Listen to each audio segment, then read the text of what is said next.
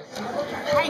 Good morning. Hello. We were talking to producers about how, one of the great things about the show is its optimism, hope, and is it tough to kind of have the character in a little bit of a grieving period, to balance it with those things so that it doesn't get too dragged down with angst and so forth? It's not tough. It feels right. Mm-hmm. It feels like the natural progression. It feels like what should be happening for her right now because of what she went through. I've always thought that her story is so tragic, beautifully tragic, because of how she turned around, losing her entire world and her family and her entire life as she knew it, and then coming to Earth and living his life. So, she handled that as a child, and now she's handling grief as an adult, and that's a different beast. So, of course, she should have this period of darkness. Yeah. And it's interesting to feel that in this character. It's so new. How do you like playing I would say, the goofy human aspect and then transition into Supergirl? I mean, that's always so lovely. I feel fortunate that I almost feel like I get to play two roles sometimes because Kara Danvers and Kara Zor-El are so different. Kara Danvers is such a dweeb and a dork, and I love her. But this, Monel going to space has kind of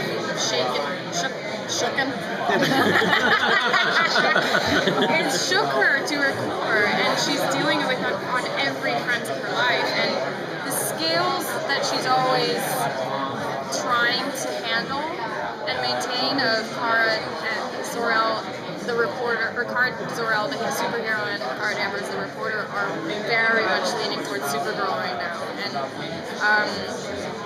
it'll be interesting to see what people think of it. Is Whip going to be back next season? Is who? Whip? The editorial guy, I forgot the actor's name, but the editorial guy you have to try to get your stories passed. Oh, yes. A Snapper. Snapper. Sorry. I love Ian. I believe he has another project he's working on, but if we can have him back in any way, shape, or form, I would love to. That dynamic is really fun. It was interesting to see. And you get to reunite with Close to Flockhart in the first episode. Can you talk a little bit about that? They've always, their relationship's one of the most fascinating in the entire show. Well, the way that she comes back, I commend the writers for. It's really clever. I think it's a brilliant way to have her involved in the universe, and it's pretty fun. It's great. So, what's the best part about being such an inspiration to women and young girls?